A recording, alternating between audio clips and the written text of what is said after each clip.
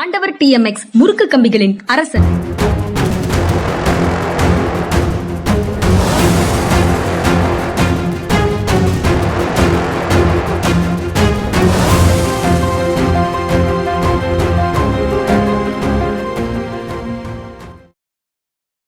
வணக்கம். இது மனிதா சார். வணக்கம் சார்.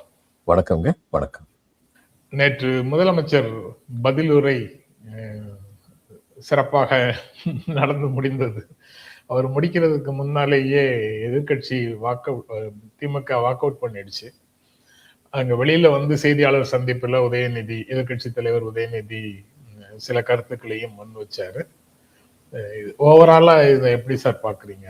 டீடைல்ஸ் வந்து பேசுனதுல உள்ள டீடைல்ஸ், நடந்தது எல்லாத்தையும் நம்ம தனியாக பேசலாம் சார். அப்படியே ஓவராலா என்ன ஃபீல் கொடுத்தது சார்? விஜய் வந்து he is excellent in delivery. அந்த 30 வருஷம் சினிமாவில் இருந்திருக்கிறாரு. He has perfected the art. அதனால டெலிவரி ரொம்ப சிறப்பாக பண்ணியிருக்காரு. அந்த ரெண்டு சொல்லுவோம் இல்லையா, ஃபார்ம் அண்ட் கண்டென்ட் அப்படின்னு ரெண்டு சொல்லுவோம். தோற்றம், உள்ளடக்கம் ரெண்டுமே வந்து முக்கியம். இதுல தோற்றம் ரொம்ப சிறப்பாக இருந்தது. வடிவம், உள்ளடக்கம். ஆமா, வடிவம், உள்ளடக்கம் ரெண்டுமே. இதுல வடிவம் ரொம்ப சிறப்பா இருந்தது. ஆனா உள்ளடக்கத்துல வந்து பல கேள்விகள் வந்து நிக்குது அப்படிங்கிறது உண்மை. வடிவத்திலையும் வந்து நையாண்டித்தனமா பேசுறது தவறு இல்லை, அது ஒரு ஆற்று தான். ஆனா ஒரு கீழ்த்தரமா போயிடக்கூடாது. ரெண்டு கடையில அது ஒரு ரேசர் எட்ஜி மாதிரி ரொம்ப கவனமா இருக்கணும். இப்போ உங்க தகப்பனார் எங்க போயிட்டாருன்னு சொல்லி கேட்டாங்க. அந்த குட்டி கதையெல்லாம் வந்து தவிர்க்கப்பட்டிருக்க வேண்டிய ஒன்று. அது ஸ்டாலினை பார்த்து கூறப்பட வேண்டிய சொற்கள் இல்லை. அந்த மாதிரி சொல்லியிருக்கவே கூடாது. அது ரொம்ப தவறு. மற்றபடி அவர் பேசுனதுல வந்து எதுக்கெடுத்தாலும் முந்தினவங்களை குறை சொல்லிக்கிட்டே இருக்கிறதுங்கிறது எத்தனை நாளைக்கு போக முடியுங்கிறது ஒண்ணு. இன்னொன்று வந்து அவங்க அவ்வளவு லூட் பண்ணிட்டாங்க, இவ்வளவு லூட் பண்ணிட்டாங்க அப்படின்னு சொல்லிகிட்டே இருந்தா, உங்ககிட்ட தான் ஆட்சி உங்க கையில தானே இருக்கு. இன்னைக்கு யார் உங்களை வந்து விசாரிக்க கூடாதுன்னு சொன்னாங்க, வழக்கு போடக்கூடாதுன்னு சொன்னாங்க? பொதுவா இந்த 10 வருஷத்துல வந்து லூட் பண்ணிட்டாங்க, 9 வருஷத்துல லூட் பண்ணிட்டாங்க அப்படின்னு சொல்லிக்கிட்டே இருக்கிறது வந்து அர்த்தம் இல்லை. இது ரொம்ப முக்கியமான ஒரு விஷயம். அடுத்தது, நீங்க என்ன செய்ய போறீங்க அப்படிங்கிறது இன்னும் முக்கியமான விஷயம். இப்ப தாய்மாமன்னு சொல்லி தங்கம் கொடுத்தது வந்து ஒரு இதை வந்து ப்ராமிஸை வந்து ஆனர் பண்ணியிருக்காரு. இப்போ நம்ம வந்து சொல்லியிருக்கோம், அடிக்கடி சொல்லியிருக்கோம், விலை மதிப்பற்றவைன்னு சொல்லி கலைஞர் அது பேர் வச்சார். இலவசங்கள்னு சொல்லி பேர் வைக்காம. இந்த விலை மதிப்பற்றவைங்கிறது எப்போ வந்து விலை மதிப்பற்றவையாக இருக்கும்? அது வந்து சோஷியல் இன்வெஸ்ட்மெண்ட் வந்து எக்கனாமிக் டெவலப்மெண்ட்டுக்கு ஹெல்ப் பண்ணுறதா. இம்மீடியட்டாக வேண்டாம், சில ஆண்டுகள் கழித்து உடனடியாகவும் செய்ய முடியும், சில ஆண்டுகள் கழித்தும் செய்ய முடியும். இப்போ பெண்களுக்கு வந்து பள்ளிக்கூடங்களில் வந்து கழிப்பறை கட்டித்தர்றதும், பெண்களுக்கு வந்து பள்ளிக்கூடத்துக்கு போகிறதுக்கு சைக்கிள் வசதி பண்ணித்தர்றதும் உடனடியான பலன் தரும். அட்ரிஷன் நிற்கும். அங்கே வந்து பள்ளிகளில் இருந்து நின்று போயிடுறாங்களே குழந்தைகள், 8வது வகுப்பு 9வது வகுப்பு படிக்கும்போது அந்த நீக்கம் வந்து குறையும். அது உடனடியான ஒரு சேவை. நான் முதல்வன் திட்டம் வச்சுருந்தாங்க. அதன் மூலம் பலன் பெற்றவர்கள் சில பேர் உடனடியாக சிவில் சர்வீஸில் ஜாயின் பண்ணாங்க. இந்த மாதிரி விஷயம். ஆனால் காலை சிற்றுண்டி அப்படிங்கிறது வந்து உடனடியாக வந்து எந்த விதமான ப்ராக்ரஸும் கண்ணுக்கு தெரியாது. ஆனால் அது ரொம்ப பெரிய ப்ராக்ரஸ் வந்து சில ஆண்டுகள் வந்து நடக்க முடியும். இப்போ இந்த தங்க மோதிரம் வந்து அப்படிப்பட்ட இதாக நான் பார்க்கல, ஒரு டெவலப்மெண்டல் இதாக நான் பார்க்கல. இது ஒரு கன்சம்டிவ், அவ்வளோதான். அவங்களை சந்தோஷப்படுத்தியிருக்காரு. இவர் சொன்ன வாக்குறுதிகளில் பல வாக்குறுதிகள் வந்து டெவலப்மெண்ட் ஓரியன்டு. அதையெல்லாம் இவர் வந்து செஞ்சார்னா மகிழ்ச்சி படலாம். அந்த மாதிரி விஷயங்கள்ல வந்து இன்னும் ஒன்றுமே வந்து செய்யலை. இது வரைக்கும் வந்த அனௌன்ஸ்மெண்ட்ல ஒன்று கூட அது மாதிரி இல்லை. அதனால அதில் வந்து அவர் வந்து கவனம் செலுத்தணும் அப்படிங்கிறது ரொம்ப முக்கியம். அதுக்கப்புறம் பாயிண்ட் ஆஃப் ஆர்டர் வந்து அவர் ரேஸ் பண்ணாருன்னா சரியான காரணத்துக்காக உதயநிதி ரேஸ் பண்ணார். அதாவது உதயநிதியுடைய பாயிண்ட் என்னன்னா, நீங்க தப்பான இன்ஃபர்மேஷன் கொடுக்குறீங்க, அப்போ உங்களை பேச விட்டுக்கிட்டே இருந்தா அது எப்படி சரியாகும்? உடனடியாக உங்களை திருத்திக்கணுங்கிறதுக்காக பாயிண்ட் ஆஃப் ஆர்டர் ரேஸ் பண்றேன். அவர் அவைத்தலைவர் எனக்கு அனுமதியே கொடுக்க மாட்டேங்கிறார். இன்னொன்று பாக்குறீங்க, இப்ப அவைத்தலைவர்னு போடாம பெரும்பாலான டிவியில கூட சபாநாயகர் போடுறாங்க. ஏன்னு தெரியல. திடீர்னு அவைத்தலைவர் ஏன் மொழி மாற்றம் ஆகுது, மொழி மாற்றம் நடந்துகிட்டு இருக்கு. ஏன்னு தெரியல. இது அருவருக்கத்தக்க ஒரு மொழி மாற்றம் தான் என்னை பொறுத்த மட்டும் சொல்ல முடியும். மிக சிரமப்பட்டு சபாநாயகர் என்று இருந்ததை அவைத்தலைவர் என்று ஆக்கினார்கள். ஆல் இண்டியா காங்கிரஸ் கமிட்டி அக்ராசனர் அப்படின்னு சொல்லி தினமணியில நியூஸ் வரும். அதை வந்து அனைத்து இந்திய காங்கிரஸ் குழுவின் தலைவர் அப்படின்னு சொல்லி கொண்டு வந்தாங்க. அதெல்லாம் மறுபடியும் வந்து பேக்வேர்டா போகக்கூடாது. அதுவும் தமிழ்நாட்டுடைய சட்டமன்றத்துல நிச்சயமா போகக்கூடாது. அவைத்தலைவர்னு தான் கூப்பிடணும். சபாநாயகர் சொல்றாங்க. What ever it is not காரிய கமிட்டிகள். ஆமா, காங்கிரஸ் காரிய கமிட்டி, செயற்குழுவானது அதெல்லாம் உள்வாங்கிக்கவே இல்லையா சார் சமூகம்? இந்த மாதிரி நடந்த டெவலப்மெண்ட் உள்வாங்கிக்கவே இல்லையா? அந்த மணிப்பிரவாளம் கொண்டு வந்தாங்கல்ல, அந்த காலத்துல மணிப்பரவலும் ஒன்றும் கான்சியஸா முயற்சி பண்ணாங்க. அதாவது இந்த ரெண்டையும் கலந்து ஒரு புது மொழியாக்கத்தை ஒரு முயற்சி பண்ணாங்க. அந்த முயற்சி தோத்துருச்சு. அது வெற்றி அடையவில்லைங்கிறது ரொம்ப மகிழ்ச்சியான ஒரு விஷயம். ஆனால் அதனுடைய எச்சங்கள் இன்னும் மிஞ்சி இருக்கின்றன அப்படிங்கிறது உண்மை. இப்ப அதே இது வந்து மணிப்பிரவாளம் வந்து ஆங்கிலமும் தமிழும் கலந்து, இப்ப நானே பல சமயங்கள்ல வந்து அந்த தவறு பண்ணிடுறேன். முழு ஆங்கில சொற்றொடர்களை பயன்படுத்துறேன். எனக்கு சில சமயங்கள்ல வந்து என்ன கேட்டமோ ஒரு விவாதங்கள்ல அதை அப்படி சொல்லும் பொழுது அது ஆங்கிலத்தை வந்து அது தவறு. அதை நான் திருத்துறதுக்கு முயற்சி பண்றேன். ஆனா ஆங்கிலமும் தமிழும் கலந்து பேசுறாங்கல்ல. இந்த இவர் எங்க தமிழாசிரியர் அதுதான் சார் சொல்ல வந்தேன். இன்புட் எப்படி போச்சோ அப்படித்தானே அவுட்புட் வரும் அப்படின்னு சொல்றேன். நீங்க எந்த சென்டென்ஸ் சொல்ல விரும்புறீங்களோ அதான் நானும் சொல்றேன். அதுல எங்க தமிழாசிரியர் என்ன படிக்கிறோமோ அதுதான் நம்ம கிட்ட இருந்து கருத்தாகவும் வெளியில வருது. அது அப்படியே வெளியில வரும்போது அந்த மாதிரி வந்து இது திருக்காட்டுப்பள்ளியை சேர்ந்த ராமசாமி ஐயா வந்து எங்களுக்கு புனித மரியாள் உயர்நிலை பள்ளியில் வந்து தமிழாசிரியர் இருந்தாரு. அவர் அந்நேரமே சொல்லுவாரு, தமிழ்ல ஒரு புது மொழி வந்திருக்கு தெரியுமா, பன்னி மொழி அப்படின்பாரு. என்ன சார் பன்னி மொழி அப்படின்னா, ஹேர் கட் பண்ணியாச்சா, பிரேக்ஃபாஸ்ட் சார் பண்ணியாச்சா அப்படின்னு கேட்குறீங்கல்ல, அதுதான் பன்னி மொழி அப்படிங்கிற ஒரு ஆங்கிலத்தை சேர்த்து இந்த மாதிரி பேசுறது வந்து தவறுன்னு சொல்றதுக்கு. எனவே ஏற்கனவே நடந்து கொண்டிருப்பவைகள் நடக்காமல் இருக்க வேண்டும் சொல்லி நம்ம முயற்சி பண்ணிட்டு இருக்கும்போது, சிறப்பான முறையில் சரியான சொற்களை பயன்படுத்தி கொண்டிருக்கின்ற இடத்தில், அவைத்தலைவர் என்ற சரியான பதத்தை பயன்படுத்தி கொண்டிருக்கிற இடத்தில் எதற்காக சபாநாயகர்னு மறுபடியும் கொண்டு வரணும்? இதெல்லாம் வந்துதான் அச்சத்தை உருவாக்குகிறது. ஸ்லோ பாய்சன் சொல்றாங்கல்ல ஆங்கிலத்துல, அது மாதிரி மெதுவாக விஷம் புகுத்தப்படுகின்றது அப்படிங்கிற ஒரு பயம். அந்த இதில் அவைத்தலைவர் வந்து அதை சொன்னது வந்து பாயிண்ட் ஆஃப் ஆர்டர்னு இவர் சொன்னபோது அதுக்கு அனுமதி அளித்திருக்க வேண்டும் அப்படிங்கிறது என்னுடைய கருத்து. அதுக்கு அனுமதி அளிக்கலை. அடுத்து இவருக்கு பேச அனுமதி கொடுக்குறேன்னு சொல்லிகிட்டே இருந்தார். ஆனால் இவர் எல்லாம் பேசி முதல்வர் எல்லாத்தையும் பேசி முடிச்சு எல்லா பழியையும் ஒரு பொதுவாக பேசி முடிச்சதுக்கப்புறம் நான் பேசல என்ன பொருள் இருக்குன்னு சொல்லி உதயநிதி நினைச்சிருக்கலாம். அந்த கோபத்திலும் வெறுப்பிலையும் வெளிநடப்பு பண்ணியிருந்திருக்கலாம். இதுல வந்து திராவிட முன்னேற்ற கழகத்தின் பக்கம்தான் நியாயம் இருக்கின்றது அப்படின்னு சொல்லி நான் நினைக்கிறேன். இன்னொன்று, இந்த சட்டமன்ற கூட்டத்தொடரில் ஒரு முக்கியமான விஷயம் சில பேர் கவனிச்சாங்க, பல பேர் கவனிக்கல. கொஸ்டின் அவர்னு சொல்லுவாங்க, வினா நேரம்னு சொல்லி. அதை இப்போ வந்து இவங்க கைவிட்டுட்டாங்க. இந்த 3 நாட்களுக்கு கைவிட்டோம்னு அலுவல் ஆய்வு குழு கூட்டம் முடிஞ்ச உடனே ஏங்க கூட ஒரு நாள் வைக்கிறதுல என்ன தவறு இருக்கு, என்ன கஷ்டம் இருக்கு? கூட ஒரு நாள் வைக்கிறது, இந்த 3 நாளைக்கு கைவிட்டோம், இந்த 3 நாளைக்கு கைவிட்டோம்னு சொல்லி. அதனால ரொம்ப தவறு. ஏன்னா இப்ப பல சமயங்கள்ல வந்து நான் நாடாளுமன்றத்துல வந்து அடிக்கடி போயிருக்கேன். மொத்தம் 18 வருஷம் நான் வந்து இந்திய அரசின் கீழ் பணிபுரியும் போது 14 வருஷம் டெல்லியிலேயே இருந்திருக்கேன். அந்நேரம் வந்து நாடாளுமன்ற கூட்டத்தோட நடக்கும்போதெல்லாம் நாங்க போகணும். இந்த நட்சத்திர கேள்விகள்னு சொல்லுவாங்க. அந்த கேள்விகளுக்கு மந்திரிகள் பதில் சொல்லும் பொழுது நாங்க ஆபீஸ் கேலரின்னு சொல்லி அதிகாரிகள் இருக்கைன்னு சொல்லி ஒரு இடம் உண்டு பார்லிமெண்ட்ல. அதுல உட்காந்து நாங்க வந்து அவங்களுக்கு உடனடியே எழுதி கொடுப்போம். ஏதாவது பாயிண்ட் வந்து மிஸ் பண்ணாங்கன்னா அதுக்காக வேண்டி நாங்க அங்க போவோம். அந்நேரம் வந்து நான் வந்து பார்த்திருக்கேன், வினா விடை வந்து கைவிடப்படுவதே கிடையாது. இந்த பாஜக வந்ததுக்கு அப்புறம் என்ன நடக்குது எனக்கு தெரியாது. ஏன்னா இவங்க வரும்போது நான் வந்து இதுலயே இல்லை, அலுவலே இல்லை. ஆனால் இது ரொம்ப முக்கியமான ஒரு விஷயம், வினா விடை. உதாரணமா ஒரு சின்ன விஷயம் சொல்றேன். ஒரு சட்டமன்ற உறுப்பினர் தூத்துக்குடி அல்லது திருநெல்வேலி சேர்ந்தவர், மூலக்கரைப்பட்டின்னு ஒரு கிராமம் இருக்கு. அந்த மூலக்கரைப்பட்டியில் வந்து இன்னைக்கு வந்து இது கண்மாய் கரைகள் வந்து உடைபட்டிருக்கின்றனவே, பெருமழை பெய்தால் அங்கு இருக்கும் 300 குடிசைகள் மழையில் மூழ்கும் ஆபத்து இருக்கின்றது என்பது அமைச்சருக்கு தெரியுமா? ஒரு இதுக்காக சொல்றேன், ஒரு தியரிட்டிக்கலா. இந்த மாதிரி கேட்கும் பொழுது என்ன ஆகுதுன்னா, உடனடியாக அது குறிப்பில் பதிவாகின்றது. அமைச்சர் உடனடியாக அதிகாரிகளுக்கு சொல்லுகின்றார், அதை கவனிங்கள்னு. இந்த வினா அங்கு எழுப்பப்படவில்லை என்றால் அப்படிப்பட்ட ஒரு சூழ்நிலை இருக்கின்றது என்பது அறியப்படாமலே போகும்.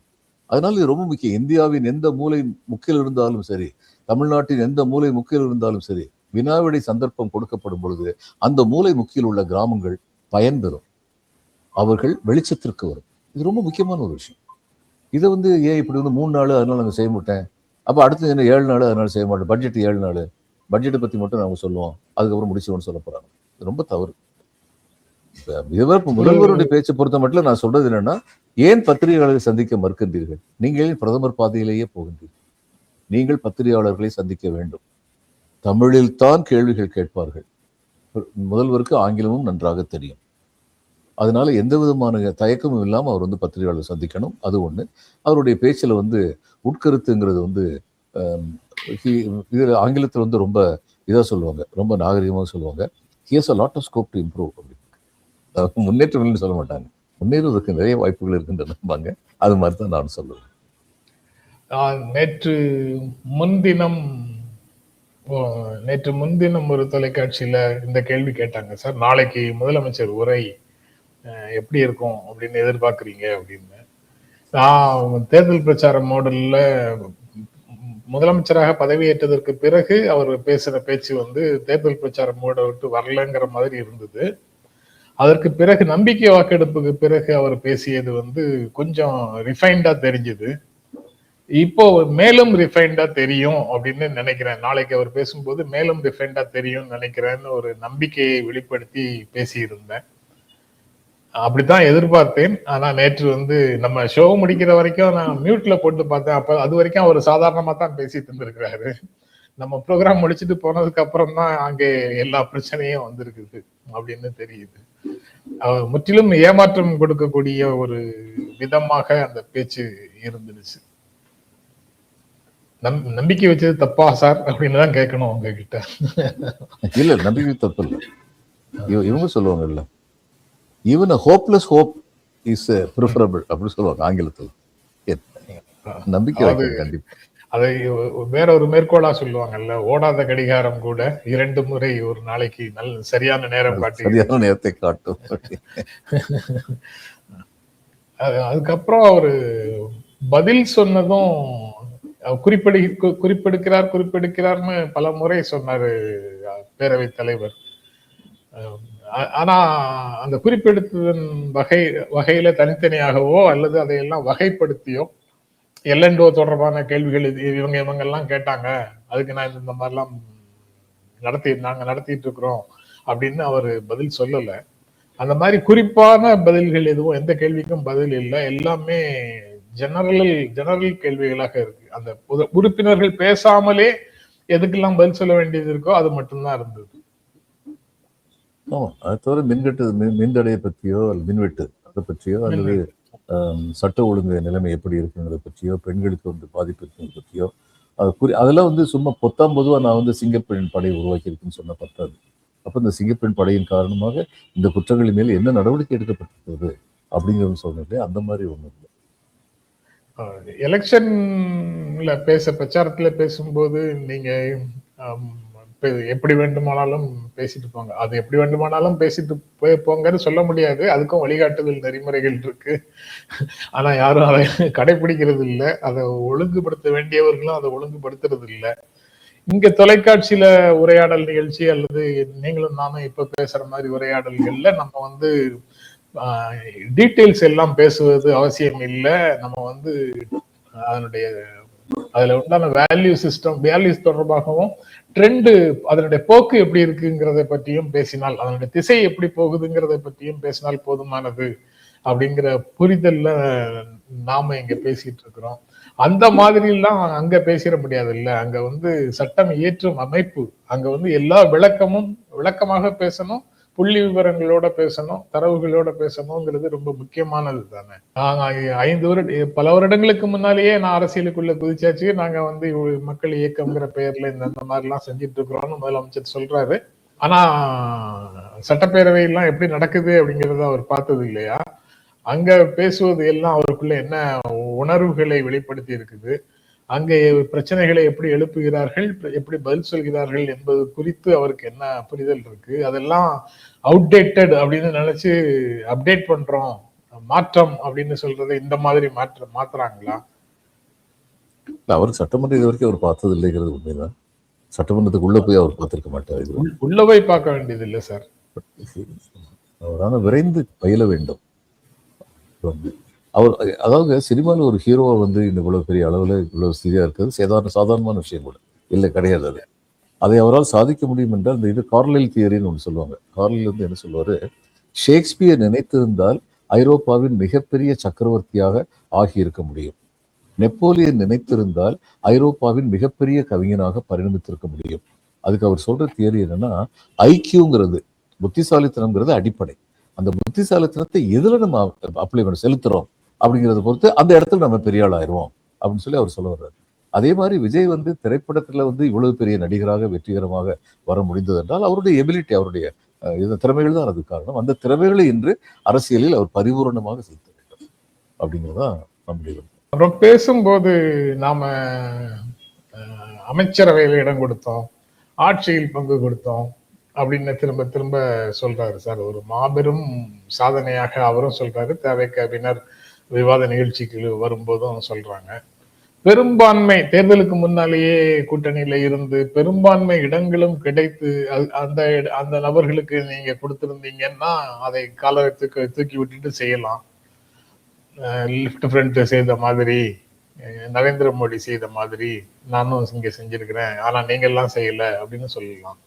உங்களுக்கோ பெரும்பான்மை இல்லை, ஆதரவை பெற்று அதற்கு பிரதிபலனாக நீங்க வந்து அமைச்சரவையில இடம் கொடுத்துட்டு அதை ஒரு சாதனையாக பேசிட்டு இருக்கிறத எப்படி பாக்குறீங்க?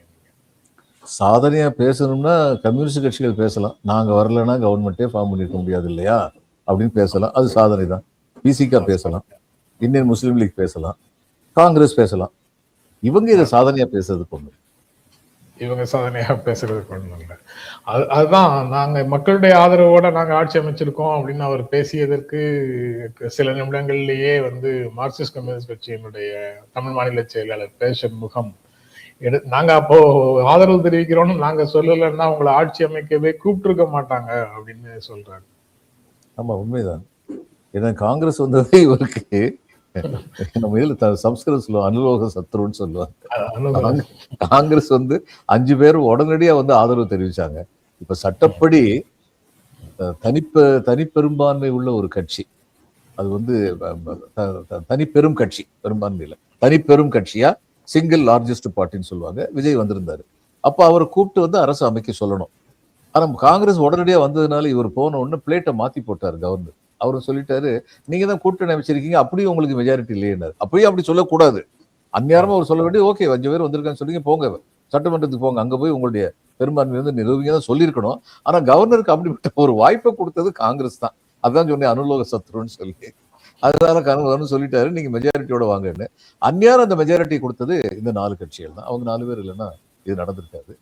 அடுத்து நயினார் நாகேந்திரன் இன்னொன்னு சொன்னாரு, ஒரு அமைச்சர் சொன்னதுக்கு பதில் சொல்லும்போது சொன்னாரு, நீங்க எங்கெங்கெல்லாம் போய் நின்னீங்க நான் சொல்லட்டுமா, உங்களுக்கு எப்படியாவது கவர்மெண்ட் ஃபார்ம் பண்ணணுங்கிறதுக்கா எங்கெங்கெல்லாம் போய் நின்னீங்க நான் சொல்லட்டுமா அப்படின்னு சொல்லி அவர் சொன்னாரு. நான் உங்ககிட்ட சொல்லியிருக்கேன்ல, என்னுடைய நண்பர் ஒருத்தர் வந்து அடிக்கடி என்கிட்ட வந்து உரையாடுவாரு. ரொம்ப எளிமையான ஒரு இதுல பின்பலத்தை வந்தவர், கிரவுண்ட் ரியாலிட்டி ரொம்ப நல்லா புரிஞ்சவர்.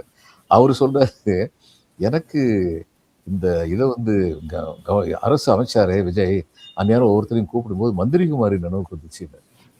நான் சொன்னேன், மந்திரி நினைவுக்கு வரலாம், ஏன்னா விஜய் மந்திரியா இருக்கிறாரு, மந்திரி குமாரி ஏன் நினைவுக்கு வந்துச்சு அப்படின்னு கேட்டேன்.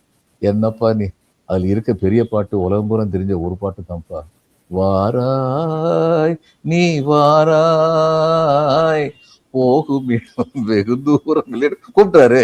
உனக்கு தெரியாதா, ஒவ்வொரு கட்சியா கூப்பிட்டாரு. இப்போ நகைச்சுவை அப்படி சொன்னாலும், நகைச்சுவையாக அதை சொன்னாலும் உண்மை அதுதான். ஒவ்வொரு கட்சியா கூப்பிட்டாரு, எப்படியாவது அவங்க வந்துடணும், கவர்மெண்ட் ஃபார்ம் பண்ணி தான் ஆசைப்பட்டாரு. அதனால இன்னைக்கு வந்து அவங்களுக்கெல்லாம் ஒரு வாய்ப்பு கொடுத்தேங்கிற மாதிரி பேசுறது வந்து ரொம்ப பட்டவர்த்தம் சொன்ன அநாகரிகம் இப்படி பேசுறது. அது போக அந்த கூட்டணி அமைச்சரவை கொடுக்கிறவங்க ஊழல் செய்ய மாட்டாங்க அப்படின்னு ஒரு தியரி சொல்றாரு. நாங்க கொடுத்திருக்கிறோம், அதனால நாங்க ஊழல் செய்ய மாட்டோம். நீங்க ஊழல் செய்யறதுனாலதான் ஆட்சியை யாரோடையும் அதிகாரத்தை யாரோடையும் பகிர்ந்து கொள்ள விரும்பவில்லை அப்படின்னு சொல்றாரு. இவங்களுக்கு மந்திரி பதவி கொடுக்கறதோட என்னங்க வழி இருந்தது? இவங்களுக்கு என்ன தனி பெரும்பான்மை இருந்தது? வந்துட்டாங்க, அவங்களை எப்படியா நம்ம கூட தக்க வச்சுக்கணும்னு சொல்லிட்டு ஒரு 2 மந்திரி பதவி கொடுத்தாலாவது அதை சாக்க வச்சு வெளியில போக விடாம வச்சுக்கலாம்னு சொல்லி மந்திரி பதவி கொடுத்தாங்க. ஆனா ஒண்ணு, அவர் தேர்தலுக்கு முன்னாடி ஒண்ணு சொல்லியிருந்தாரு, எங்க கூட வர்ற கட்சிகளுக்கு நாங்க ஆட்சியில பங்கு கொடுப்போம் நேரமே சொல்லியிருந்தாரு தேர்தலுக்கு. அது உண்மைதான். ஆனா அப்படி நடக்கல இல்ல, அவர் மேல நம்பிக்கை வச்சு ஒருத்தரும் வரல சார். அந்த உண்மையை வந்து இப்ப பதவி கொடுத்த உடனே முடிஞ்சு போச்சா, இல்லாம போகுதா? இல்ல, நம்பிக்கை வச்சு ஒருத்தர் வரலன்னு எப்படி சொல்றீங்க? நம்பிக்கை வச்சுதானே காங்கிரஸ் வந்துச்சு, கம்யூனிஸ்ட் கட்சி வந்தாங்க, எல்லாருமே. அது எப்போ? தேர்தலுக்கு பிறகு இல்ல. ஆமா, தேர்தலுக்கு பிறகு. ஓ, நீங்க அந்த இவர சொன்ன பேசும்போது ஒரு கூட்டணின்னு ஆசைப்பட்டாரு, பேசும்போது தேர்தலுக்கு யாரும் வரல, கூவி கூவி வித்து தானே பார்த்தாரு, ஆட்சியில இடம் தாரேன் ஆட்சியில இடம் தாரேன்னு. ஒருத்தரும் போகல இல்ல. பொருளை யாரும் நம்பி அந்நேரம் இவர் இவ்வளவு பெரிய வெற்றி பெறுவான்னு தெரிஞ்சிருந்தா எல்லாரும் போயிருப்பாங்க. அது உண்மைதான். திமுக மட்டும் போயிருக்காது. அதிமுக ஏற்கனவே பிஜேபியோட போயிட்டாங்க. அவங்க போயிருக்க மாட்டாங்க. மற்றபடி எல்லாரும் போயிருப்பாங்க. அதை தாண்டி சார் அவரு யார் யாரோடெல்லாம் பேசுனீங்கிற லிஸ்ட் கொடுக்கவான்னு நயினார் நாகேந்திரன் கேட்டிருக்கிறதும் ஒரு முக்கியமான கேள்வி சார். அதுல ஊடகங்கள் அந்த மாதிரி விஷயத்தை எதையுமே ஹைலைட் பண்ணாம எங்க கிட்ட அதிமுக ஆட்சி அமைக்கிறதுக்கு நாங்க ஆதரவு கொடுக்கிறோம், நீங்களும் கொடுக்குறீங்களான்னு ஸ்டாலின் கேட்டாருங்கிறத மட்டும் ஊடகங்கள் ஊதி பெரிதாக்குவதற்கு என்ன காரணம்? அது தமிழ்நாட்டில் அப்படி நடக்கிறது கொஞ்சம் வியப்பிற்குரிய ஒரு விஷயம்தான். ஏன்னா அனைத்து இந்திய அளவில் உள்ள ஊடகங்கள் எல்லா 90 விழுக்காடு அந்த ஊடகங்கள் உயர் ஜாதியினரால் உயர் ஜாதி என்று அழைக்கப்படுபவர்களால் கட்டுப்படுத்தப்பட்ட ஊடகங்கள். அவங்களுக்கு இது பிடிக்காது. நம்ம நல்லா புரிஞ்சுக்கணும். அவங்களுக்கு திமுக தான் பிடிக்காது. கம்யூனிஸ்ட் கட்சியை கூட அவங்க ஏத்துக்குவாங்க. ஏன்னா கம்யூனிஸ்ட் கட்சியில நம்பூதிரி பாது சீஃப் மினிஸ்டர் இருந்தார், ஜோதி பாசு சீஃப் மினிஸ்டர் இருந்தாரு. அவங்க கம்யூனிஸ்ட் கட்சியை கூட ஏத்துக்குவாங்க, திமுகவை ஏத்துக்க மாட்டாங்க. திமுக பாசுங்கிறது உயர் ஜாதியா சார்? அங்க ஆமா, அந்த காயசு மாதிரி வருவாங்க. அவங்க காயசு சொல்றாங்க, அது மாதிரி வருவாங்க. பாசு போஸ்ன்னு சொல்லி இதா போட்டுக்குவாங்க. அப்ப ஆங்கிலத்துல சொல்றதுன்னா இது பெங்காலி, சரியான பெங்காலி பாசு. அது ஆங்கிலிசைஸ் பண்ணும்போது போஸ்ன்னு சொல்லி சுபாஷ் சந்திர போஸ் இது பண்ண. இப்ப திராவிட முன்னேற்ற கழகத்தை ஏன் பிடிக்கலன்னா, அவங்க அடிப்படையாக அவர்கள் விரும்புகின்ற ஆட்சியை இவர்கள் கொடுக்க மாட்டார். திமுக இவங்கிட்ட பிற்படுத்தப்பட்டவர்கள், மிக பிற்படுத்தப்பட்டவர்கள், இப்படிப்பட்டதுல தான் ஒருத்தர் முதலமைச்சராக வருவாரு. அவங்களுக்கு அந்த இப்ப சன் டிவி இருக்கு. சன் டிவி ஒரு பெரிய வியாபார குழுமம். அவங்க வியாபார ரீதியா முடிவு எடுக்காம இருப்பாங்களா? எடுக்கணும். கார்பரேட் செக்டர்ல கார்பரேட் டெசிஷன் எடுக்கணும். ஆனா ஆட்கள்னு சொல்லி அங்க வேலைக்கு அதுன்னு சொல்லி போகும்பொழுது அறிந்தோ அறியாமலோ அவங்க தங்களுடைய குழுமத்திலிருந்து நிறைய பேர் எடுப்பாங்க. இது ரொம்ப நேச்சுரல். அதன் மூலம் இந்த பிற்படுத்தப்பட்டவர்கள், மிக பிற்படுத்தப்பட்டவர்கள், பட்டியலில் சேர்ந்தவங்க, இவங்களுக்கெல்லாம் வாய்ப்புகள் இன்னும் அதிகமாக கிடைக்கும். இது மீடியான்னு சொல்லி பார்த்தா நார்த் இந்தியாவில் மீடியா யார் கண்ட்ரோல் பண்றது? கம்ப்ளீட்டா உயர் ஜாதி என்று அழைக்கப்படுவதால் தான் கண்ட்ரோல் பண்ணப்படுது. அப்போ அவங்க விரோதமாக தான் இருப்பாங்க DMK. It is nothing personal, it is ideological. இது ரொம்ப இவங்க கம்யூனிஸ்ட் கூட அவங்க ஆதரிப்பாங்க. பிர்லாட்டு ஒருத்தர் கேட்டாரு, நீங்க கம்யூனிஸ்ட் கட்சிக்கு டொனேஷன் கொடுப்பீங்களா, எலெக்ஷன் டொனேஷன் கொடுப்பீங்களான்னு. அதுக்கு பிர்லா சொன்னாரு, அவங்க கேட்டா கொடுக்க மாட்டேன், ஜோதி பாசு கேட்டா கொடுப்பேன் அப்படின்னு. அதுக்கப்புறம் நாங்க ஜோதி பாசு சொல்லியிருக்கல இன்ஃபார்மலா பேசுவோம் அப்படின்னு சொல்லி ரொம்ப இது என்கரேஜ் பண்ணுவார். நாங்க இன்வால்வ் பேசினா நான் ரொம்ப சின்ன வயசு. நான் இது 81 இந்த வார்த்தையை அவர் சொன்னாரு. ஸோ அடுத்து 86 85 எலெக்ஷன் நடந்தபோது, அதுக்கு முன்னாடி நான் அவர்கிட்ட முதல்வர் கேட்டேன், சார் இவங்க பிர்லா சொல்றாங்க கம்யூனிஸ்ட் கட்சி கேட்டா கொடுக்க மாட்டேன், ஆனா ஜோதி பாசு கேட்டா கொடுப்பேன்னு சொல்றாங்க சார், அதுக்கு என்ன சார் அர்த்தம் அப்படின்னு. அப்ப நீங்க கேட்டா கொடுப்பாங்களா சார் அப்படின்னு அவங்க சொல்றதுக்கு என்ன அர்த்தம்னா, நான் கேட்க மாட்டேன்னு உங்களுக்கு தெரியுங்கிறதுனால சொல்றாங்க. ஏன்னா இதுதான் இந்த சர்க்கிள் விதின் சர்க்கிள்னு சொல்றாங்க, அது மாதிரி. ஸோ திமுகவுக்கு யார் அந்த சார்னு கிளப்பி விட்டாங்க பாருங்க. நான் திரும்ப திரும்ப சொல்றேன், நீங்க யார் அந்த சார்னு கிளப்பி விட்டீங்க? சரி, அருண் சொன்னது தப்பு, ஏர்லைன் மோட்ல இருந்தா கூட பேச முடியும்னா சரி. அதுக்கு அடுத்து ஹைகோர்ட் நியமிச்ச சிறப்பு குழு தானே, எஸ்ஐடி தானே அது விசாரிச்சது. 2 பெண் ஐபிஎஸ் அதிகாரிகள் இருந்தாங்க. சரி, இன்னைக்கு உங்ககிட்ட பவர் இருக்குல்ல, அது உண்மை இருக்குன்னா, யார் இன்னொருத்தர் இருந்தாருன்னா, what prevents you from reopening the case investigation? நாங்க எதுவும் செய்ய மாட்டோம், ஆனா வதந்தியை கிளப்பிக்கிட்டே இருப்போம் அப்படிங்கிறது கீழ்த்தரமான. திமுக மேல ஏதாவது ஒரு லா அண்ட் ஆர்டர், தெருவில் பெண்கள் நடக்க முடியாத சூழ்நிலை வந்து விட்டதுன்னு தினமலர் எழுதுவாங்க. 8 கோடி பேர்ல 4 கோடி பேர் பெண்கள்.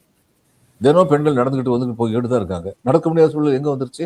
ஆனா எழுதுவாங்க. அப்படி ஒரு பரபரப்பை, ஒரு பதற்றத்தை உருவாக்குற சூழ்நிலையை இதுல ஏன் எழுத மாட்டேங்கிறாங்கன்னா, இது முக்கியமான காரணம் என்னன்னா, தன் குழுமங்களுக்கு ஆதரவானதாக இந்த அரசு செயல்படும் நினைக்கிறேன். அதுதான் அடிப்படை காரணம். நம்பிக்கை வைக்கிறாங்க. அதுக்கு உகந்த மாதிரி ஒன்றிய அரசோடு நாங்கள் இணக்கமான போக்கை கையாள்வோம், மோதல் போக்கை கையாள மாட்டோம் அப்படின்னு சொல்றாருல்ல. எதுல இணக்கமான போக்கை கையாளுவீங்க? சிபிஎஸ்சியில இன்னைக்கு 3 லாங்குவேஜ் சொல்லியிருக்காங்களே, அதுல பேசாம வாயை முடிட்டு இணக்கமான போக்கு கையாள போறீங்களா? அதானே கேள்வி.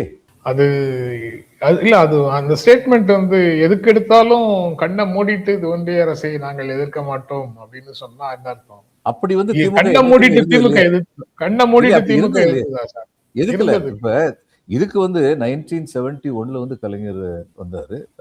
இது இது பாகிஸ்தான் யுத்தம் நடந்தது. தேசிய பாதுகாப்பு நிதிக்கு வந்து மாநிலங்கள்ல இருந்து அவங்க வந்து நன்கொடை எதிர்பார்த்தாங்க. மிஸ்ஸஸ் காந்தி எல்லா மாநிலங்கள்ல நம்பர் 1 அதிகமாக நன்கொடை வசூலித்து கொடுத்தது வந்து திராவிட முன்னேற்ற கழகத்துடைய அரசுதான் அன்னைக்கு.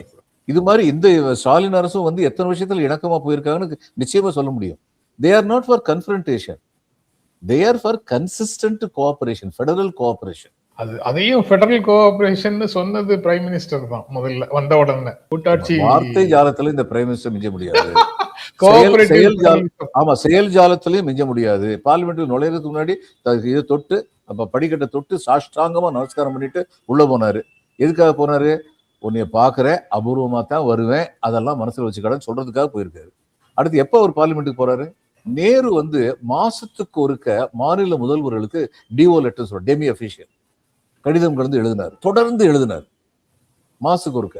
நாடாளுமன்ற கூட்டம் நடக்கும்போது மிக அதிகமாக நாடாளுமன்ற கூட்டத்துல உட்கார்ந்து கலந்துகிட்டார். இவர் வந்து அவைத்தலைவர் வந்து இவருக்கு ராஜ்யசபால வந்து அண்ணாவுக்கு வந்து 15 நிமிஷமும் டைம் கொடுத்திருந்தார்.